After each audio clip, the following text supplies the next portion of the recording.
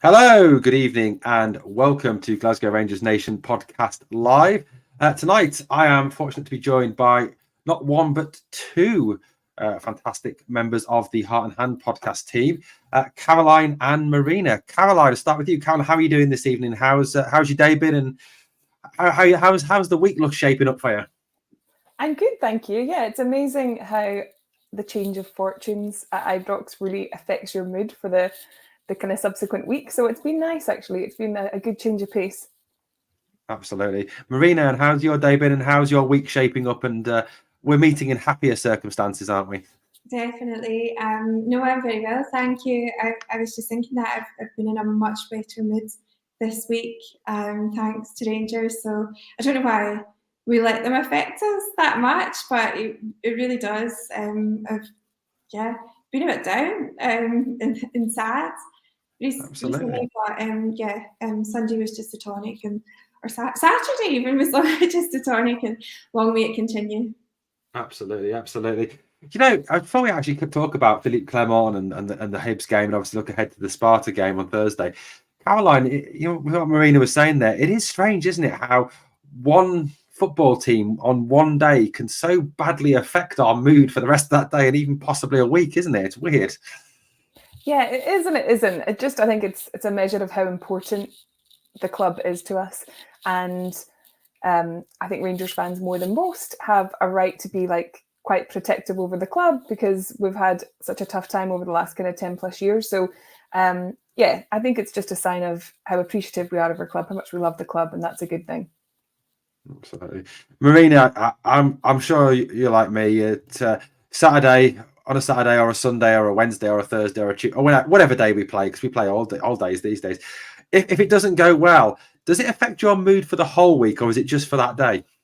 No, the whole week. That's I actually said that on Saturday when I was leaving Ibrox that I didn't know what to do with the rest of my weekends now that it hadn't been ruined by Rangers, because the past couple of weekends I've just been going home on a Saturday, the worst day as well, on a Saturday, and then just not wanting to do anything or talk to anyone.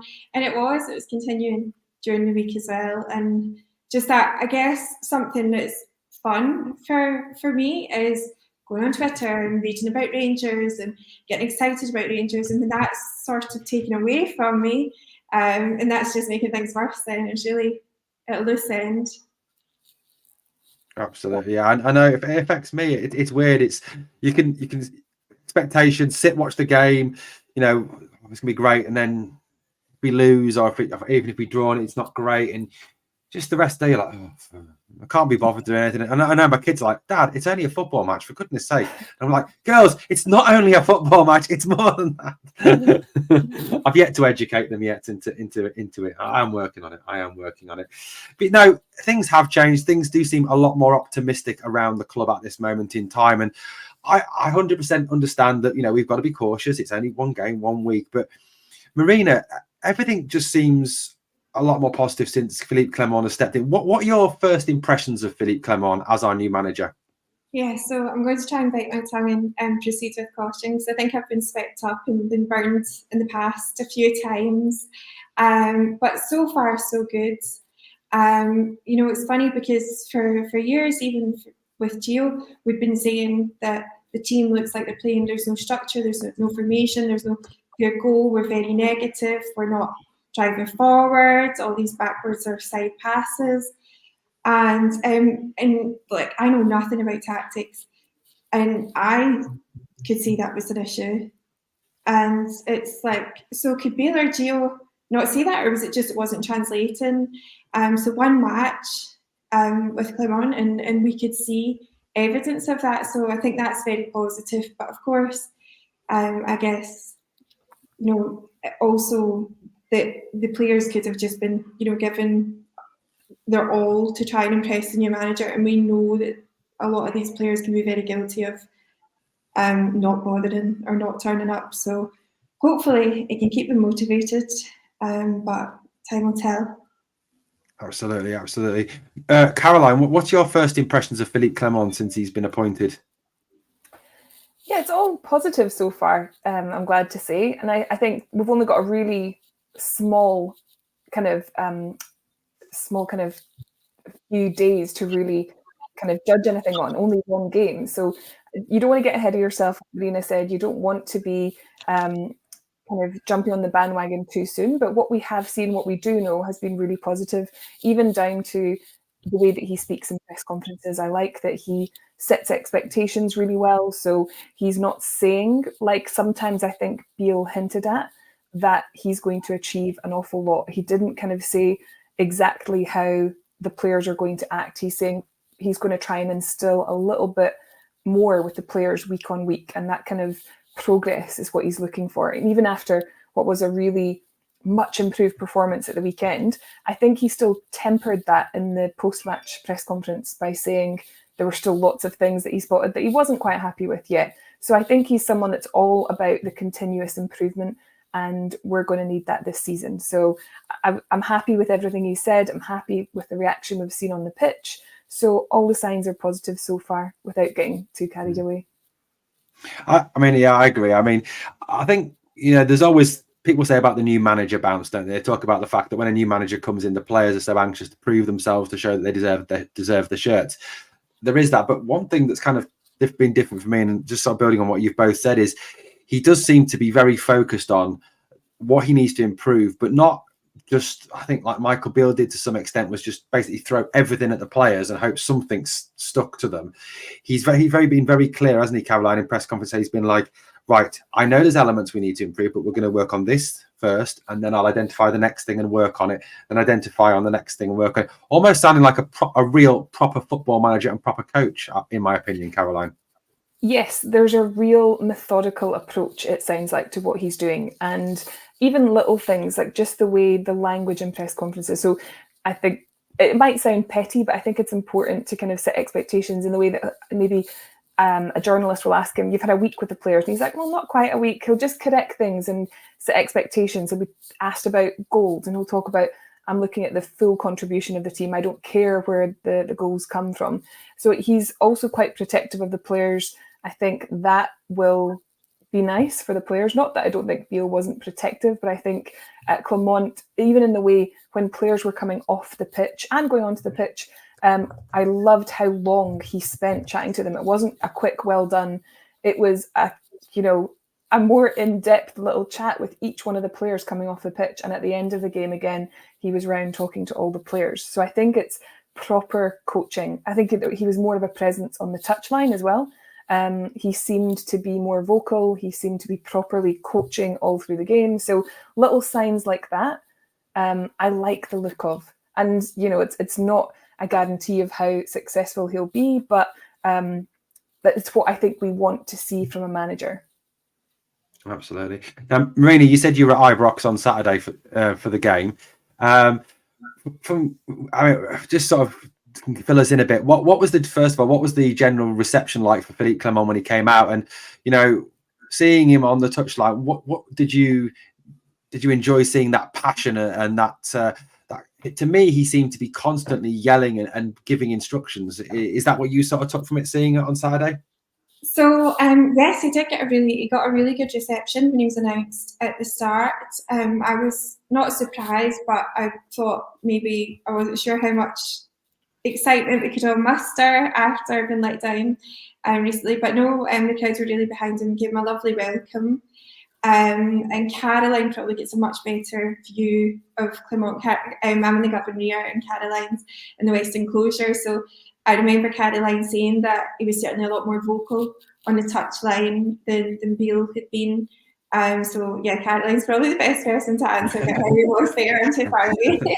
But no, he certainly has a presence, and I guess he's not like Beale and Gio were maybe just too much of like nice guys.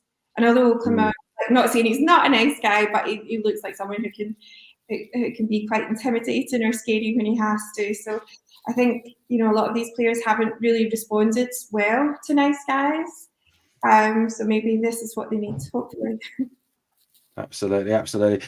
Caroline, I think Marina raised a really interesting point there about the fact that I think he has got a side to him, hasn't he? I mean, he's a big guy. He's a physically very big guy, and he's, from press conferences and stuff like that I've seen, he has that stare about him as well, as if to kind of say to the journalist, I'm not answering that. Shut up. He does seem to have that real. I think he could, when he needs to, turn and be quite not nasty, but very forceful with the players. Have you seen that side to him? Definitely the way he's conducted himself in press conferences. It's just that kind of dominant, assertive kind of behaviour, and I think it puts people in their place. I don't think in press conferences you'll have any journalists be disrespectful or try to push things, especially as well when they're asking about things like tactics or coaching.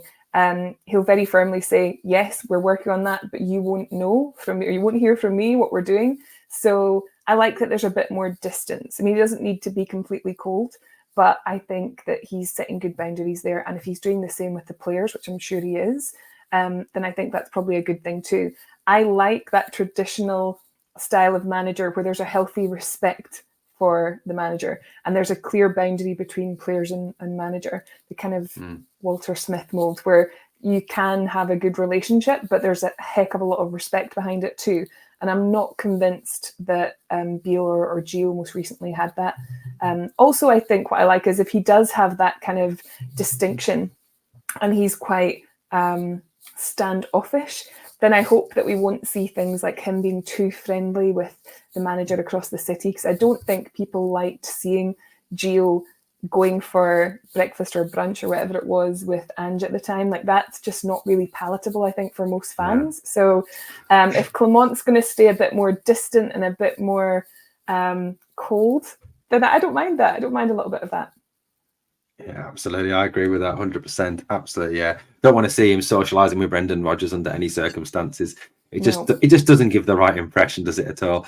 And I mean, one thing that really impressed me, Marina, on Saturday was after the game when he was asked, did that impress you? And he said, "Impress is a big word. I'm happy." I think that kind of told me that he has very high standards. That's exactly what I was going to say. There is high standards, and we're at Rangers. We do have high standards, so that's a great fit. And it's not good enough. It's got to be the best. It's got to. I'm glad he's happy. I'm glad that he's pushing for more, and he's going to continue to push for more. Absolutely. I mean, I think the overall thing now. I mean, we've obviously got Sparta on Thursday and then Hearts on Sunday. And both those games will be tough. Sparta in Prague, it'll be a cold and it'll be a tough game. And Hearts, let's face it, Hearts always play better against us than they do against that lot from across the city, because I think we're everybody's cup final, aren't we, really? But Marina, are you now kind of more looking forward to actually watching the games this week than perhaps you would have been if Beale had still been the manager, or if we'd still been searching for a manager? Oh, definitely. I'm excited for them now. Even in Saturday, even with the new manager being brought in, it's still the same team. So I was still a bit like, I just wasn't really looking forward to going to Ibrox as much as I usually do. But that all changed. Like the walk home or the walk back to the car was just a different atmosphere. Everyone was happy. It was great. It was so, we've just got hope back. So. And so quickly, so it's not been like a long period, well, too long, but so I'm really, and I was like, when we were buying our tickets for the Hearts game, talking about the cup, or even the one before it, I have been dreading them in Prague. After Limassol, like, of course I was dreading Prague, but no, I'm looking forward to them now, and I'd like to quite like Clement seems happy enough to be thrown in at the deep end, and he seems to be rising to the challenge. So again, I don't want to get carried away, but yeah. Absolutely. Caroline, are you now facing Thursday and Sunday with a sort of renewed a renewed sense of like pleasure at actually watching the club play again? Yeah, definitely. I think Thursday's a really tough one to gauge because it's a step up in opposition from what we're going to face domestically. So it's really difficult to kind of guess how that might go. I think domestically we should not be fearing anyone ever. And I'm hoping that what we saw last Saturday is a sign of what we can hope to expect to see week in, week out again at Rangers. Just, not fearing any team at the weekend domestically. On Thursday, I don't know if it'll be maybe just a step too soon, because it is going to be a significant uplift in the quality of opponent. And, you know, he's not a miracle worker. He, you know, like you say, he's not Harry Potter with a wand. It might just have come slightly too soon for us to see us, you know, potentially get a victory over there. But I'm definitely not, again, fearing that game. I think the fear factor's been taken away, and I'm looking forward to it, which is nice to say again, because like Marina mentioned, for a long time, you were dreading games. I think you hit the nail. Absolutely. Sorry, Owen, I think you hit the nail on the head there when you said enjoying watching them. That was the stark contrast on Saturday. We were enjoyable to watch, and never mind the score, but we were playing good football, and just it's more exciting watching that pressing forwards, rather than the sideways passes. So yeah, of course, you know, Prague will be a much different opposition than Hibs, but yeah, it's just like getting results and good football. Absolutely, 100% agree. And Caroline, one point you raised there, which I want to pick up on, which is what I've been saying on videos, and had some flack from some people for it, but it's right what you say about domestically. You know, I hate that a lot across the city with a passion, and I don't like to praise them, but when they go into games domestically, they don't fear the opposition. I guarantee you will never hear. I don't know, because I don't watch any of their podcasts or listen to their fans at all, but I guarantee you will not hear them saying, "Oh, it's going to be tough against Killy this weekend. Oh, it's going to be tough against Ross County. Oh, Dundee will come and put a low block and it'll be hard."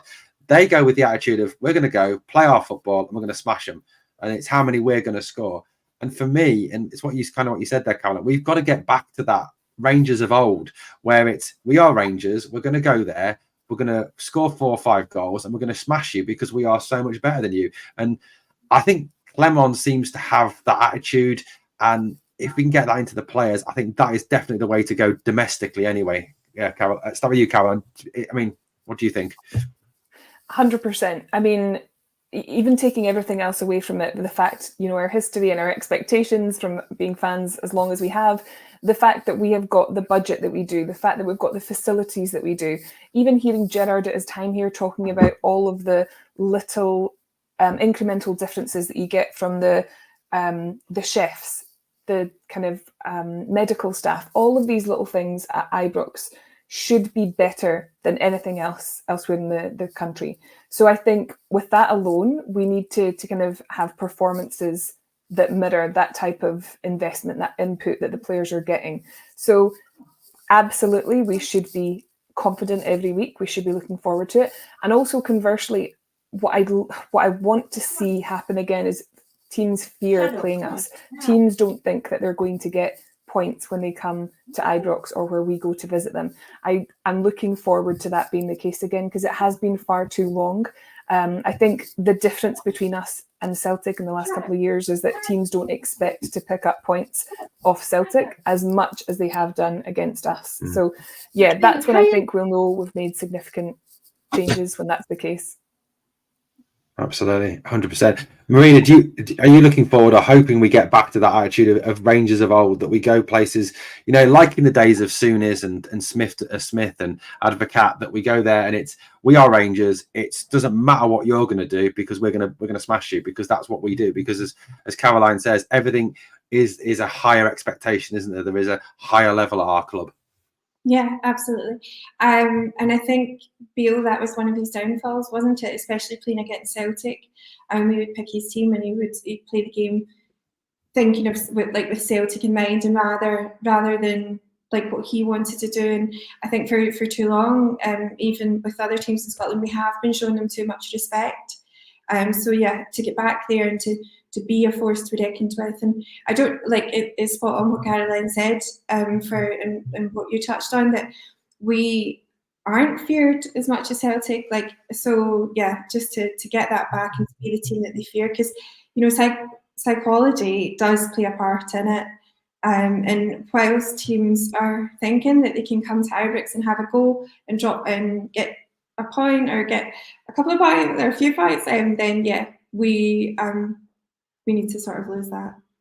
Absolutely, 100% agree. And like I said, as soon as we do get back to, the Graham Souness. I mean, I always remember that quote from Graham Souness: "Everyone hates us. I don't care." And as long as we, when we get back to that and that attitude I think that's when we're going to obviously hopefully get back to that and that success level that we had previously and put that lot from across the city back where they belong, in second place in Scotland. 100%. Yeah. One of the things, I mean, going on about the game at the weekend against Hibs.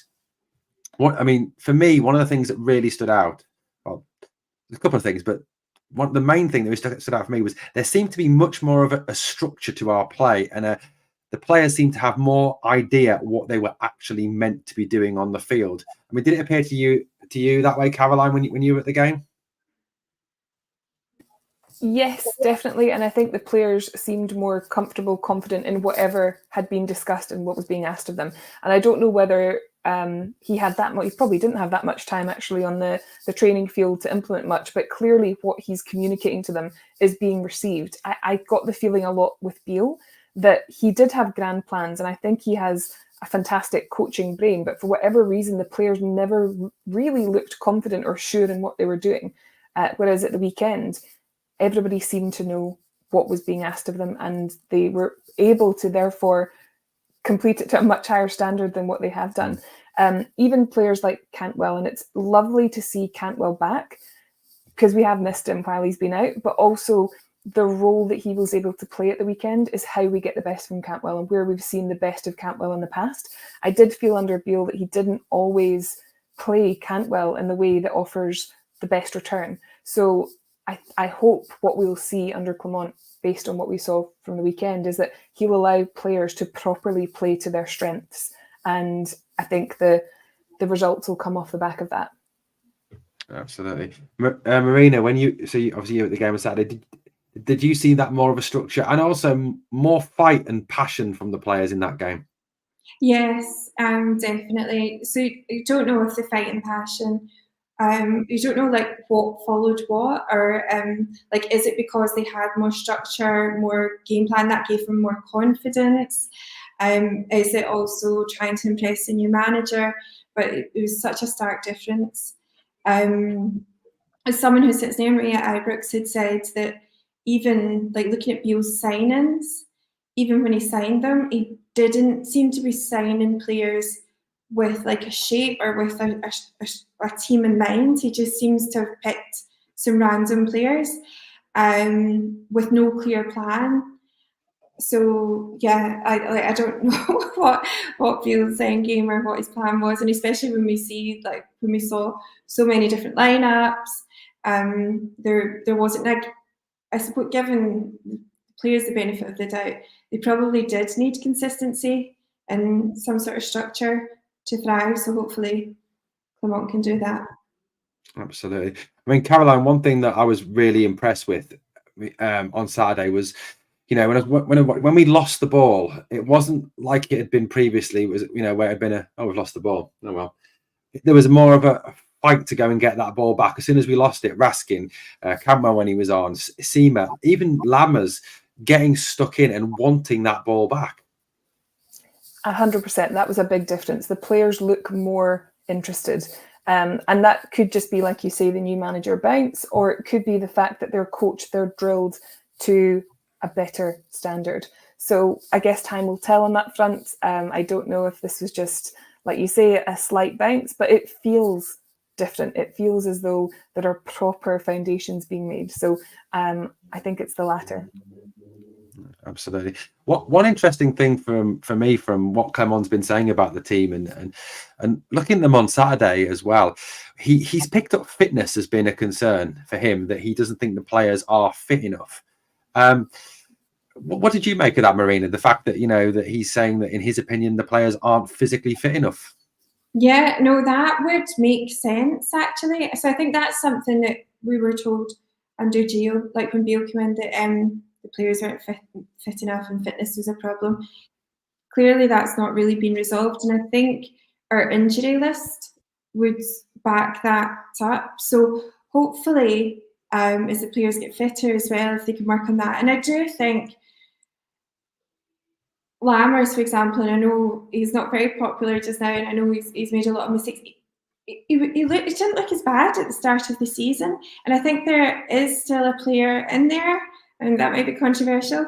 So I don't know if getting his fitness up, and there's no excuse for him not to be fit because we're almost in November now, but getting his fitness up, his confidence up, hopefully that can change that. And, you know, I don't know if it's a bit too hopeful, but in a way I'm kind of hoping that fitness was an issue, because that could hopefully be easily fixed or improved on. So I do believe it, and I think when he said that, you know, my mind started thinking, well, yeah, looking at our injuries, I think that is true. Or looking at how we've been playing matches, and I do see that.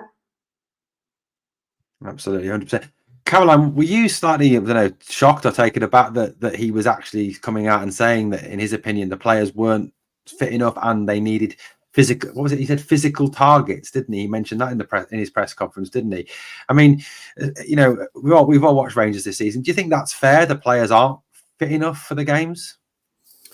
I think it's fair, and I like the way that he did it without calling out names, because at other parts of the press conference he is very protective over players. Where someone asks about goal returns, for example, and Dessers, he shies away from speaking on any one player about something, you know, that's a development area for them. But generally speaking, to say that he wants the squad to be fitter, and he's also coupled that by saying he wants the injury kind of quota to be far less than what it is. So I think he was talking about the percentages which are acceptable to him of injured players at any one time. I want a manager to be looking exactly at things like that, and I want him to be addressing that really quickly. The Gerrard team of the kind of 55 winning season were extremely fit, and we have heard since players talking about, you know, cues in the gym from players having that real desire to be fitter and be their best possible selves. If we can get back to that type of mentality, then I think we'll see similar results on the pitch. So if he's calling it out and he's setting again his expectations of what he's looking for from the players, then I think that's a good thing. Absolutely, 100% agree with you on that. And yeah, he does seem to have that real drive to make this team physically strong, to make this team want to win. Now, one of the players that, I mean, I know Clement cannot have that much of an effect in 4 days or 5 days or whatever he has to work with the players, but someone I've criticised in this season, to me, James Tavernier looked fitter, faster and stronger on Saturday than he's done all season, Marina. Yeah, he did. Again, I don't know. I'm still angry with a lot of the players for Limassol, and I'm angry with a lot of the players for sort of downing tools twice now. I think once is unforgivable, but twice is, I don't know what's worse than unforgivable, because it's only us that are paying the price. The fans, like, they might not mind being losers, but to have, you know, by being able to play that well and look that fit in one match, that makes me sort of think that maybe it was will rather than skill, and that really pisses me off. So I don't know. I'm still. I think a lot of the Limassol team, in particular, and the Aberdeen Limassol team, have got a long way to go before redemption. But yes, there was a start. There was a huge difference in Tav, and I just.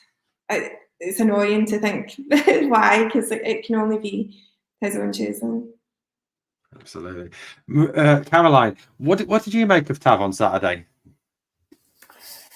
Yeah, I think it wasn't his best performance, but I think it was solid. And I wonder if we were asking too much of Tav and at times Borna with contributing to the goals and assists, because I think Tav being able to have slightly less responsibility that way has seen a benefit. I also think with Tav, not fitness-wise, but kind of readiness for games, I think having that extra bit of time off on the international break probably also contributed to him having a better game at the weekend. I think we've had an over-reliance on him and Borna for too long, so I'd like to see, if possible, Clement on those weekend games, maybe where you should be expecting things to be a little easier.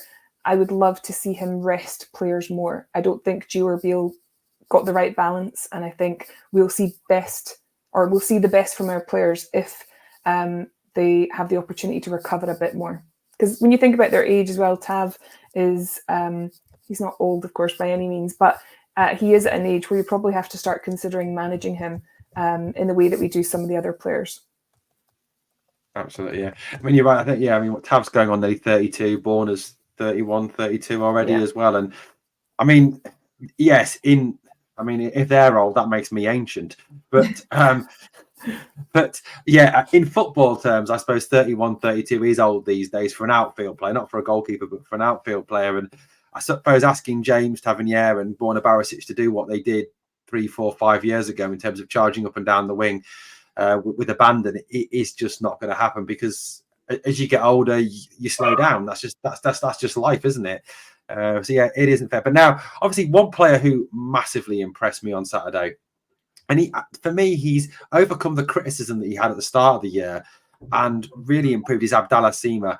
He's obviously our top scorer. He scores different types of goals. He scores that fantastic shot on the cross shot across the keeper for the first goal against Hibs, but then tap-ins like the one against Betis. Marina, what are your overall impressions of Abdallah Sima and how he's developed for us, and also how he played on Saturday? Yeah, I think this shows how much I know. I probably shouldn't be on a podcast. I think I had enough of Sima at the Betis game when he just sort of kicked the ball out the park for no reason. I was just like, that's it. But since then, and I rarely speak negatively about our players, but I was like, he's dire. And then he scored not long after I said that, and he's been playing really well since. So probably don't ask me, but no, I think he's been great. I'm so relieved that we have him, because he seemed to be the only player, or one of the only players, still trying through that end period with Bale, saving us on a few occasions. So no, I'm really impressed with him since calling him dire. Absolutely, yeah. Caroline, what have been your impressions of Abdallah Sima? How he's sort of developed, but also perhaps more how he played on Saturday as well. For me, I've been so impressed with how he's come back. 100%, and I think we're starting to see the flashes of the player that we all expected when that loan deal was announced. He offers an awful lot to the team. Obviously, the kind of stats don't lie in terms of the being top goal scorer, but also the work that he does off the ball, his pace, which we don't have an awful lot of in that front three. So he offers a lot which other players don't. And the fact that he's able to chip in with goals and take a bit of the pressure off Lammers and Dessers, who, for whatever reason, confidence or whatever it might be, aren't quite there yet. Hopefully they will. It's just really important to the team right now.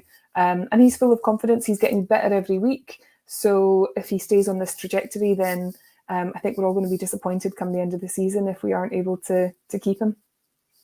Absolutely, yeah. I'm glad you raised that. Yeah, I mean, obviously he's done really well, and he's chipping in with some absolutely vital goals at some vital times, and he seems to be a player who can play not in a multiple number of positions: striker, wide striker, inside forward, as a winger. And one thing, obviously, it's not just his goals, but there was times on Saturday where he seemed to get the ball, face up the fullback, and then just go, come on then, and then just fly past him and get away from him. His pace is just fantastic. Marina, do you think we'll be able to afford him at the end of the season, or is he going to be one of these players like, to some extent, Malik Tillman, where we're just going to be priced out of the market for him because Brighton are going to want a vast amount of cash for him if he keeps playing as he is? Yeah, I don't think we're going to be able to afford him. I don't think it's really realistic, unfortunately, especially after spending so much money this summer on potentially losses. I just don't think it's going to be, he's going to be in our budget. I saw there was a comment to say, do you want to keep slagging Dessers so that he'll change his preference? I did do that. I did say, I was just like, Dessers has this incredible ability to not score when there's like it'd be easier to score, and then he went and scored. So it did happen. And caveat that at the start of the season, I did say how amazing this season was going to be and how excited I was about Dessers. So honestly, everything I say is wrong. So I should maybe just put here that we're rubbish and we're not going to win anything this season. Yeah, do that. But yeah, I mean, let's grasp the nettle, shall we? Let's grasp the nettle. Cyril Dessers. Now, I've slaughtered him this season, absolutely slaughtered him, and perhaps with reasonable cause of how he's actually played, because up until Saturday, he scored 3 goals, but let's face it, the 3 goals that he scored, one against Servette hit him, the other one was Matondo's goal realistically, and the third one was a penalty. Caroline, is there now hope that there is a player in there, or are some people letting the fact that he's now scored 1 goal are they getting carried away with it? I think it's still far too soon to say whether or not he's actually turned a corner and whether we'll see a reasonable output from him this year. What I like, though, in the post-match press conference is the fact that you can see that nugget of confidence, and he still appears to have the confidence that he will come good and he will deliver numbers. He said that, at previous clubs and previous kind of roles, he's faced maybe a similar crisis of confidence, and he has always been able to turn it round. So if that's the case, then I wish him the best of luck. For the moment, though, I just couldn't say with any confidence. He just looks a little clumsy. He's caught offside a lot. He looks a little bit slow, dare I say. He perhaps isn't fully fit yet, where really he should be now. So perhaps with Clement having a bigger focus on fitness, we might see an improvement as his fitness also increases. But he might not get much more of an opportunity. I think with Danilo coming back from injury, he may become the preferred kind of striker if we're going to play with that kind of setup. So he may not get too many more chances to justify a starting position or coming on as sub. Absolutely, yeah. I mean, Marina, is there a player in there we can find, do you think, or is it just a case of we have him and he's just kind of a backup striker to Danilo for the rest of the season and Kemar Roof when he's fit? Roof hasn't really set the heather on fire this season either. So, and we know that there is a player there. Dessers is really struggling to see the player there. He's not fast, like Caroline says. Do you say so? He's not fast. He's not a clinical finisher. But that was a good goal that he scored. Fair enough, it's not enough. So I don't know. Maybe with confidence, maybe with better service, because of course that's the thing with strikers, isn't it? They do rely on service a lot of the time, and Rangers haven't been at their best. Maybe he does seem to talk a good game, but that's not always been a good thing in the past. So yeah, well, I'm not going to write him off 100% just yet. But I think he needs to start showing that he's the player that he says he is really soon. Absolutely, 100% agree. Then, do you know, on Thursday before the game against Sparta, I'm going to take to Twitter and absolutely slaughter him again, because it worked on Saturday. I absolutely slaughtered him on Twitter before the game, and he scores. So I'm going to take to Twitter on Thursday and slaughter him again, and hopefully it'll have a positive effect. Hopefully he'll get a hat trick. That goal aside, he was terrible, until the goal. So, yeah. So, but yeah, please do. I'll do it too. Now, one other name before we sort of get on to talk about the Sparta game on Thursday. I'm going to say something a little bit controversial now, okay? And feel free to shoot me down, Caroline and Marina. I thought that Sam Lammers, live chat, please shoot me down as well if you don't agree with this. I thought Sam Lammers actually played quite well on Saturday. Or am I talking utter rubbish? Caroline?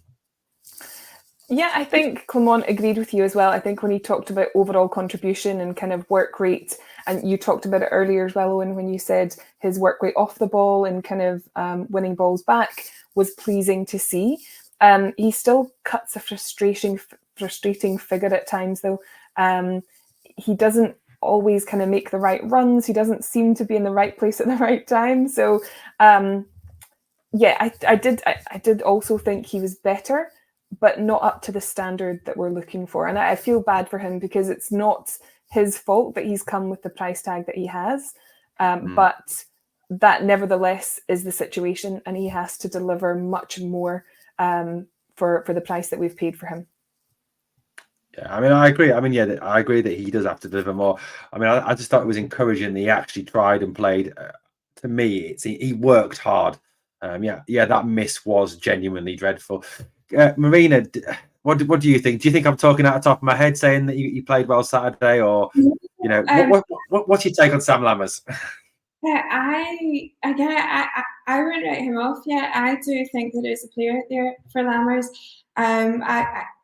He has the difference with him and Dessers is that he has shown, like, he started the season quite well. I think, yes, he's fallen away, but he has shown some hopeful signs. I don't know if I'm just clutching at straws and a horrible start of the season.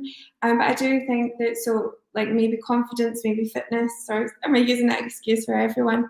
I do think there could be a player there. And I wouldn't write him off. Of course, the thing that sticks out is that miss. And yeah, he will be judged on that. But that aside, he did. Hopefully he'll improve under Clement. I don't think it's crazy to say that he could still be a player. Yeah, absolutely. I think with Lammers, there is a player in there. The technical ability that is there, the skill is there. It's just applying himself, and hopefully that's something Philippe Clement can bring out of him. Because as we've kind of all touched on this evening, Clement's a real coach. He's a real manager. He's a guy who has a clear vision of what he wants, and hopefully by communicating that to Sam Lammers, we can get the best out of him. Thinking obviously we're moving ahead to Thursday now against Sparta Prague, and there's obviously injury situations, and Borna may not be fit, and everyone going to this Sparta game. Is it a game we can win? Is it a game we can win, or is it going to be one where a draw is what we should be settling for? Caroline, what's your take on Sparta on Thursday? We definitely should be going in with the aim of picking up 3 points. I think realistically, though, I would be happy with a draw. But I definitely want the players to put in a performance that lets me know that they're aiming for 3 points. I want them to leave everything on the field. I don't want them to, like we've seen with other games, where things aren't quite going their way, or they don't have the belief that they can turn a scoreline round, completely downing tools and having a humiliation. We can't have that happen again. They need to, even when things aren't going their way, at least not make things ridiculous. So that's what I want to see from them. That's the most important thing for me. I want to see a solid performance. I want to see no kind of really silly errors leading to kind of goals that we've seen previously. And if that's the case, then I think it's realistic that we can expect to maybe pick up a point or 3. Yeah, absolutely, 100%. Marina, what's your hopes for Thursday against Sparta? Yes, I agree with Caroline. I think she's right that we should be going in to every game expecting to win. Realistically, I probably would be happy with a draw. But yeah, Limassol could score against us. They got a couple of goals against them. They do let in goals, so hopefully we can exploit that. Of course, our defence can be quite shaky as well. So probably like a 2-2 draw seems realistic. But hopefully we can secure that one. Hopefully the bounce keeps getting better, or keeps getting bigger, and we can really show Clement what the team are capable of. Absolutely, yeah. I think I'm hopeful that we can go out there and put on a performance so we can actually see what this, I think, will be the real big test for Philippe Clement on what he's managed to get into the players initially, because this will be a whole level above what Hibernian brought on Saturday. And Sparta Prague were a useful outfit. They're unbeaten in the Czech league. They won 4-0 on Saturday. They are a decent outfit, so it will be a big test. Now, obviously, one of the concerns going into the game on Thursday is if Borna Barisic is not fit, who starts at left back, given that Michael Beale made the amazingly brilliant decision not to put Ridvan in the European squad, which is beyond me. And I was looking at the European squad last night. I don't think Adam Devine's in the European squad either. So it does severely limit our left back options. Caroline, who would you put at left back if Borna's not fit? Or would you change the shape and go 3 at the back? I probably wouldn't change the shape and go 3 at the back. I don't think that we're quite solid enough yet to probably get away with that against this level of opposition. I'd have to remind myself who's in the European squad, actually. But it does leave us really thin on the ground. So I don't know if one of the other defensive players would be comfortable playing out in that position. They're going to have to, I think, if that's the case and Borna doesn't make it. But it is, yet again, frustrating that we're kind of left with, the decision-making of Beale, which is crazy. Absolutely. I mean, I'll quickly have a look at the European squad now on the Rangers website. I think the defensive options are, obviously, I mean, you've got Goldson, Tav, who will start. If we take those guys out, there's, it looks like it would come down to a choice between Dujon, Sterling and Ben Davis. And if that was the case, Caroline, who would you choose? I think Sterling. I know that he's kind of right-sided, but has he ever played on the left? I don't know. I'm not sure. I think Davis probably could do a job there. It's a real tough one. I don't know. I'm not sure I could pick from that. It would just be it would be a random pick. I guess that's what they'll be working through this week. I wonder if any of the players might step up and say, actually, I think I can do a job there if Borna doesn't make it. Apparently, we've got a comment about RFC 72 says apparently there's a list and a B list, which is the B list is what the youth players are on. So hopefully, if Divine's on there, I know Divine has played left back, hasn't he, for the club at some point and did okay covering there. There's obviously Robbie Fraser as well, who is the B team left back. But I think that would be too big a step up for him, given the fact he's had, I think, very limited, if any, first team football. So it would definitely be a tricky one. Marina, does it concern you that if Borna's not fit for Thursday? The way Borna's been playing, no, not really. But I guess he did. The one thing he did bring was that you could always maybe rely is too strong a word, but like you service into the box. But it's quite interesting, like for what Caroline said about Tav, and I think you made some good points there. Like maybe we're relying on them too much, and maybe we do need our defenders to be more defensive minded in this game. So yeah, it's not. It's a concern because Ridvan isn't in the squad, but it's not that I think we'll massively miss Borna. It's just that we'll massively miss options. I was thinking that when we signed Sterling when we got Sterling that there was talk that he could play either side, but I don't know if that's just like wishful thinking. I've made that up. So yeah, we'll see what he can do. Yeah, I think I heard that as well. He has, I think, played both sides for Chelsea's under-21s. He's played left back and right back. I mean, the only downside, obviously, is that he is naturally right-footed. So he's always going to always come back in onto his right foot. So it takes away that natural left-sided width. But I suppose we've got to live with that. Thanks to Michael Beale's decision, we know we can't put Ridvan into the European squad until after Christmas. If we progress to the knockout stages, we are pretty much stuck with this squad, which is Michael Beale's squad. In terms of like going forward, our strongest lineups when everyone's fit. Caroline, who makes your strongest Rangers 11 when everyone's fit? When everyone's fit, Butland, of course, Tav, Absolutely. Goldson, Suter, and probably Ridvan. And I'm not by any means a Borna hater. I like Borna. I like what he delivers in terms of output, but I think Ridvan offers just a little bit more. So Ridvan would probably steal that for me. Definitely Raskin, Cantwell, and it's tough because I like Jack when he's playing well, but I have to admit that Lundstrom in the last few games has also been, I think, a really good option. I've been impressed with how he stepped up. So that kind of third place in midfield, I don't know.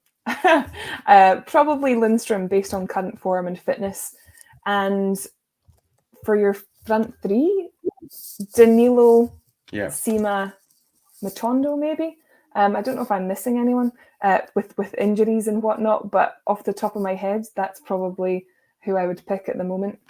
Lawrence, I mean, I shouldn't forget Lawrence. I know we had him for such a fleeting moment there, but Lawrence, when he is fit, is someone that absolutely would be one of the first names in the team sheet for me. So if we can get him back fit, he would definitely be in that midfield for me as well. Okay, that's a decent team. Caroline, I think you can go and join Philippe Clement's staff. You can be the Rangers person. No, I shouldn't be sexist. The Rangers person in the dressing room there. Marina, who would make your strongest Rangers 11 when everyone's fit?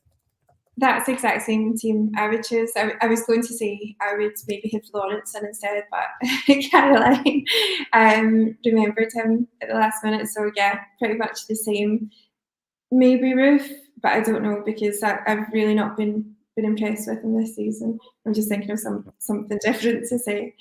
But yeah, I would agree with Caroline. Yeah, I think if I was picking the strongest team, and like guys, as I always say on the videos, when I put the team up for my suggestion of a team up for Saturday, please tell me that I'm talking rubbish.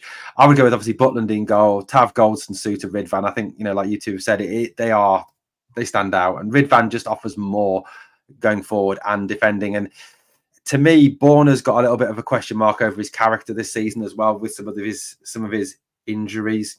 I would love to see Bailey Rice get a game, because if you look at the teams down south, you look at Manchester City, you look at Liverpool, you look at Arsenal, you look at Tottenham, who are doing so well under that lot's former manager. They're not afraid to give youth a chance, and I'd love to see us give him a chance. I just think he would do as good a job as Lundstrom and what's he called again? Jack, that's it. Or Jack Ryan, as Philippe Clement called him the other day. Then I would go with Seymour and Lawrence and Cantwell behind Danilo. That would be my strongest. I think you're right about Tom Lawrence, Caroline and Marina. I do genuinely think that he is one of our better players when he is actually fully fit. Caroline, just to finish off with, would you like to see youth given more of an opportunity? Would you like to see the likes of Bailey Rice coming in, Zach Lovelace, who did very well, obviously, that 40 minutes before he got unfortunately injured, Leon King, those guys given an actual opportunity under Clement and actually play in the league games? 100%. And I felt so bad for Lovelace, because he was one of the small glimmers of hope in that game. He was actually really impressive, and I felt so bad for him getting injured in that way. So yeah, McCausland as well. I think we should 100% genuinely offer a clear pathway for players to be able to get first team exposure and experience. And at the moment, even under kind of Gio, certainly under Beale, they never really got that. So I think we have to have a commitment to the youth system and offer them genuine opportunities in the first team. So I would love to see that. Absolutely, 100% agree. Marina, would you like to see the likes of Bailey Rice, Zach Lovelace, Ross McCausland getting more of an opportunity to play? Definitely. Even if they don't go on to, even if we can say if it increases their value, they're selling there. Yeah, I do. I'd love to have a team filled with more of our youth players. I guess that's when we've been playing. I don't know if it's a good thing when we're playing. Obviously, it was good that Lovelace and McCausland got a chance there, but when you're already 7 points behind, you possibly think that you can't risk giving the youth a chance. But I don't think they would let us down in the way that some of our more experienced players have let us down. So definitely, hopefully Clement can do that, and I guess, yeah, I definitely like to see more youth players in the team. Yeah, you don't want to see the kind of King situation where someone's thrown in and it might kind of derail their development. But if you can start to introduce them in a more controlled way, then I think that's only beneficial. Absolutely, yeah. I think that's I'm not certainly talking about just chucking them in there. Although I do think Bailey Rice could actually cope. I am really impressed with this kid. I mean, he played against Livy last year. He was fantastic, and I do watch English football as well, and seeing the guys like Phil Foden and some of these young lads coming on and actually really impressing and playing. it just frustrates me at times that we don't, as a club, when we clearly have these young lads who seem like Zach Lovelace to be such good players, to actually give them the opportunity to succeed on a match day. So yeah, I'd love to personally see Rice, Lovelace, McCausland especially as well, given more of an opportunity to play. But yeah, so guys, we're going to call that. We're getting very close to the hour mark. Caroline and Marina, it's been an absolute pleasure having you on the podcast tonight, talking all things Rangers and having a happier discussion than normal about than it has been, where it's been so depressing in recent times. Caroline, is there anything you want to plug or any final thoughts you want to give? Nope, nothing to plug. But yeah, I appreciate you asking us on now when things are just a little bit rosier in the garden and not a month or two ago. So thanks for that. Absolutely. Marina, have you got anything you want to plug or any final thoughts to give? No, just thank you very much for inviting us on. It's been enjoyable to talk about Rangers. I think Caroline and I haven't really done much recently. So I've got so much respect to like people who have continued through this bad period to talk about Rangers. Even just talking about Rangers with your friends has been a bit of a chore recently. But now, thanks to come on, this has been an enjoyable week. Absolutely fantastic. Thank you. And again, thank you so much, Caroline. Thank you so much, Marina. And thank you to everyone in the live chat. I've been trying to bring your comments up throughout, as well as obviously talk, listen, think. It's you know what, when you're a man and you've got to talk, listen, and think and press a button, it's really hard. Okay, guys, we're going to call that a night. And as always, guys, on the way out, there's two things I always need you to do for me. Number one is to smash the like. And number two is to remember we are the people.